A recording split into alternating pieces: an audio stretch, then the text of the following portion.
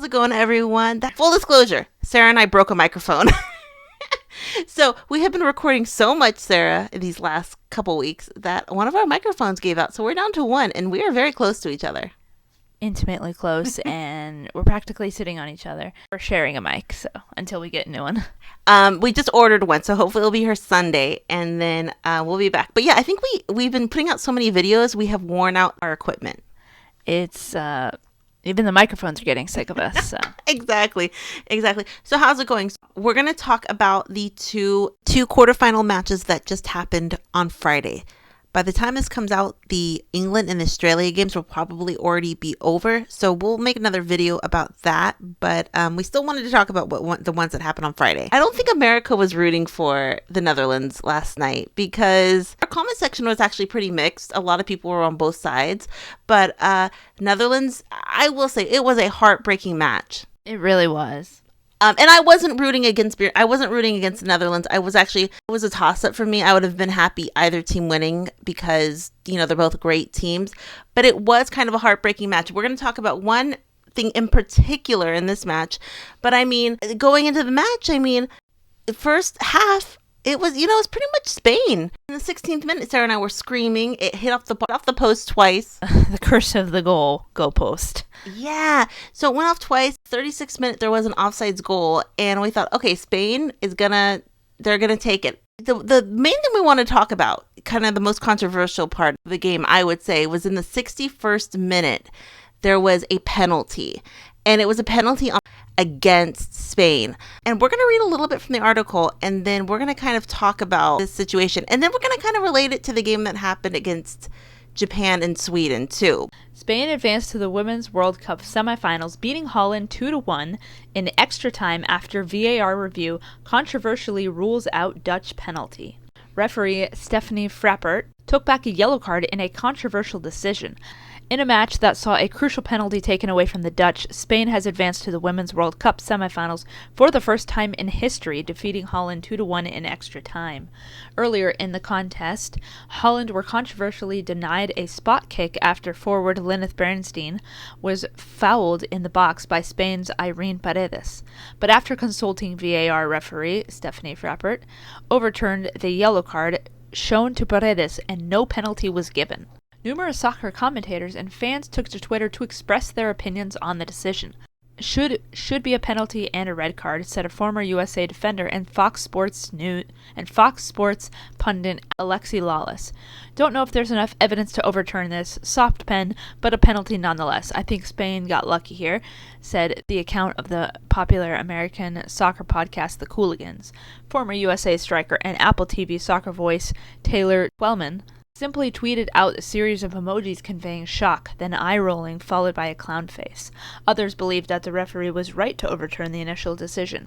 I'm genuinely shocked, not really, at how many people think this was a penalty, one user wrote. Now I will say I don't think that it was clear and obvious error for VAR to intervene, but looking at the play in a vacuum, it wasn't and should never be worthy of a penalty in my opinion.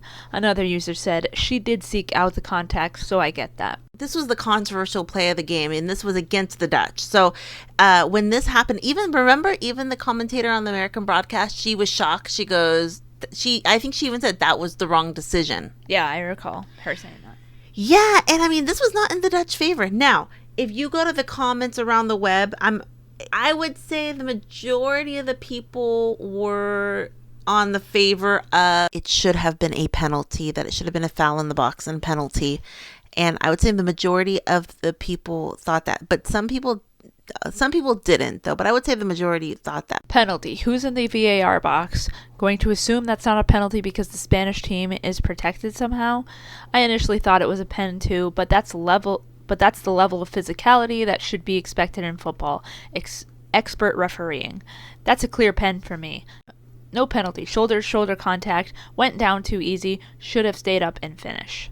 That's a pen every day of the week, and the ref is an embarrassment. She's made some real pathetic calls this whole tournament. How the hell isn't that a penalty? Whether it's soft contact or not, it's still contact. That is wild. Okay, so that's a pretty split comment section, I would say. Some people saying absolutely it was a penalty and some saying not. Yeah, I know. And I like how the Spanish paid off the referees. Hey, someone's paying them off. I know there's some funny business in FIFA, but hey, you never know. Actually, I think they're paying off the VAR people. Oh, okay. I guess that's the question.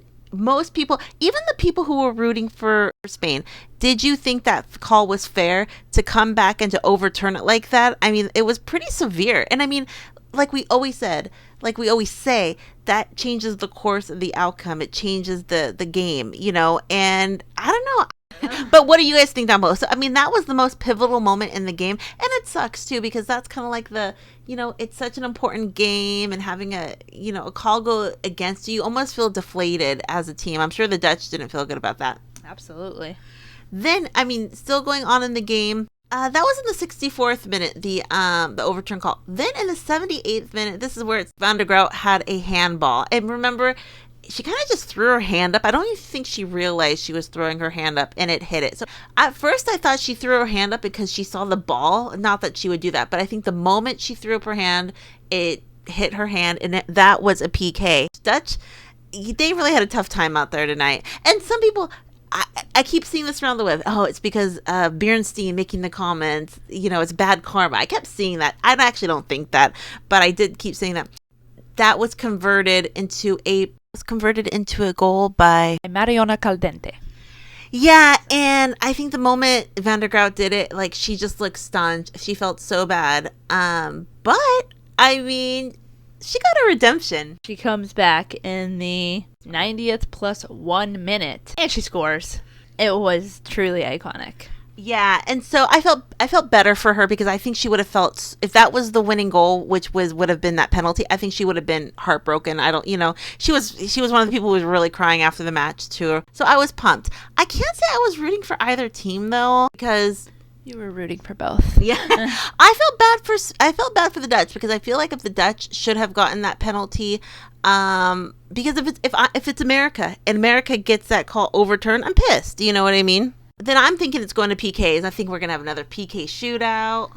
Yeah, I was ready for it. And at the end, there was in like the 90th plus 4th minute, or maybe the 94th minute when we got the extra, the Dutch were very close to scoring, and their bench came and ran to the side of the field, like they scored, and then it quickly came back because they did not score. That's the worst. That was a psych. I guess we'll go to the 110th minute in extra time. Salma Paralluelo.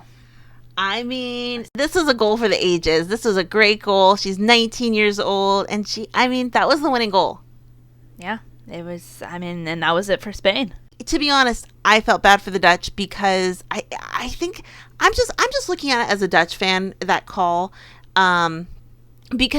but realistically, the Spanish should have had a few more goals. At the very end, they pretty much were in control of the match. That DVD not being in there really made a difference in the game. And Beerensteyn did have a lot of chances. She did not finish those chances, and so many chances. She did. Some of the commentators I saw said, it was a very back and forth game, but the coaches tactically, individually got it right. They felt like a lot of coaches. Yes, I was actually rooting for, I don't know, kind of both of them. Is that allowed? Is that illegal? But I will say, Americans now know who Beerensteyn is, every American who follows soccer. And, we talked about it yesterday. She kind of had the words about the U.S. team, or the U.S. women's national team. And one person who didn't quite like it either was Syd Leroux, and she had a tweet about that. She said, "One thing we've learned is wait to talk shit until you're on the podium with the gold medal, because now you're bi too." Oh dear. Gosh, she's gonna be known as bi, okay, bye. She's gonna be the bi girl. Yeah. Pumped for Spain, And then I also read, Alexia came in, I think, on the 100th minute, and someone goes, well, why isn't she playing more? She's still injured, because we know she was very injured. She tore her ACL, she was injured. And I heard someone say, no, they've heard it's all political why she's not playing. It's politics. Yeah, I believe it. Within the team. And that just, it's just frustrating, because we talked about another video. I'm rooting for the women, not the Federation / Jorge Vilda, but I'm pumped for the women. They really deserved it last night. They played a great game. And was there a call against Dutch? Possibly, maybe. I would say the internet is pretty divided, even though I will be honest. I see more people saying that should not have been overruled, but I do see a good amount of people saying it was the right call, all said and done.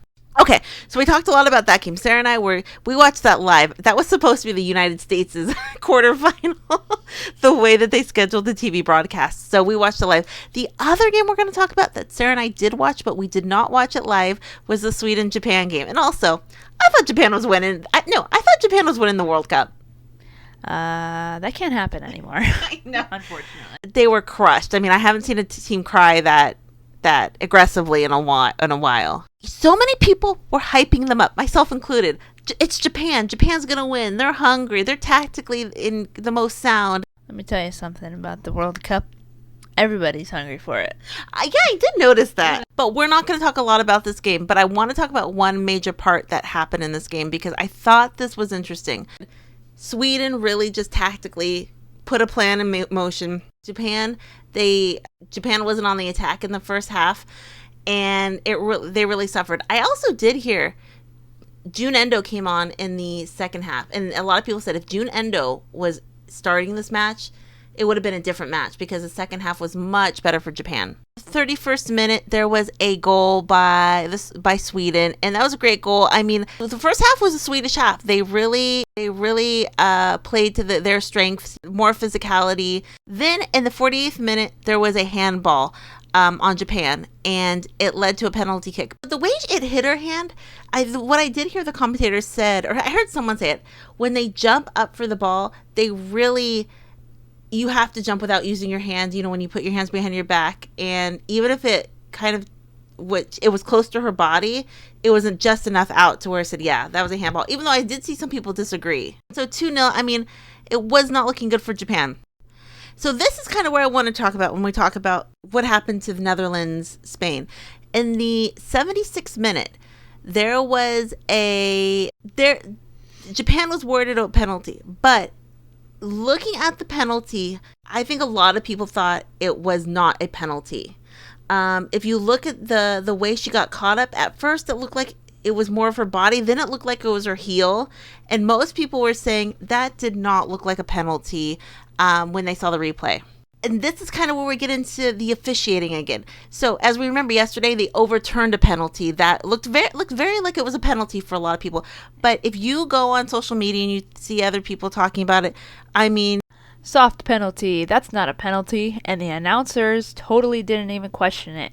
Where is Dr. Joe looking at that? Should have been reviewed by VAR. The fact that VAR did not ask the judge to look at that is criminal. Justice was served when she missed. That is not a penalty. No VAR review. Please, that was a gift for Japan. Sorry, didn't look like a penalty for Japan. Okay, so that's the question. Yesterday's game, VAR asked for the Spain-Netherlands to be reviewed, and this one, they did not. But most people on social media and, most people are saying this did not look like a penalty. So to have that game be decided and that one overturned, and this one, which a lot of people said she tripped on her own foot, it looked like someone caught her heel, but for it not to be overturned, I mean, that's mind-blowing and mind-boggling. You know what I mean? Because even the people who say maybe it shouldn't have been overturned, a lot of people say that was a very, very, very soft penalty. I don't know. Someone's paying these people. I guess that's the other question. I mean, that's like the heartbreaking part of sport, heartbreaking part of referees. It's just like yesterday, Dutch don't get a break, and yet today the Japanese seemingly got a break. Even though I was rooting for Japan, but you want to have consistency in the referee. As much as this was a gift for Japan, she missed the penalty. Yeah, unfortunately. I know. It was sad. I was really sad for her because it was a good strike. It just was a little too high. And then she missed it.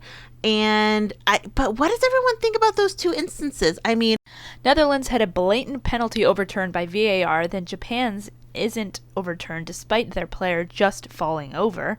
VAR overturned penalty shouts for England and Netherlands in recent days that were more debatable than that dive from Japan.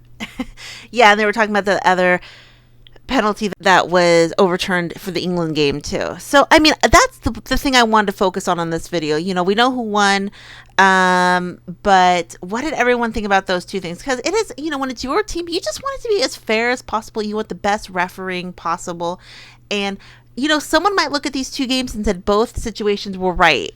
I'm not sure. But Japan did miss the penalty. But second half, especially the late second half, was Japan. They did well. Getting Jun Endo in there, they really were in control. Then a lot of people said the Swedish team was playing nervous at the end. There was a wild sequence between the 85th minute to the 86th minute that led to a goal. But I thought we had some more Alyssa Nair, Lena Hurtig action happening. Yes, very similar. That looked like a freaking goal to me. It wasn't. And, if you see the ball placement, it didn't go over. But, yes, when they played the replay of, I think it was in the after show, yeah, it technically wasn't a goal. But we were kind of, Sarah and I were kind of like reliving our trauma from the USA game. Truly. So that was that. And then the 86th minute, Japan did have a great goal. So it, from what looked like it almost went in, then it just a couple touches later, it went right in the back of the net. And that was a very strong goal from Japan. Then it was a 2-1. And the last 10 minutes, Japan, it was 10 extra minutes. Japan was fighting very close to getting a goal. And if they had another 30 minutes, maybe they would have tied it.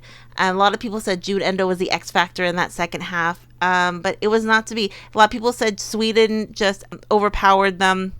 And defensively, they just attacked some of Japan's weak spots that they really tactically honed in on. And that was it. And Japan, I guess I was more rooting for Japan just because Sweden beat my team.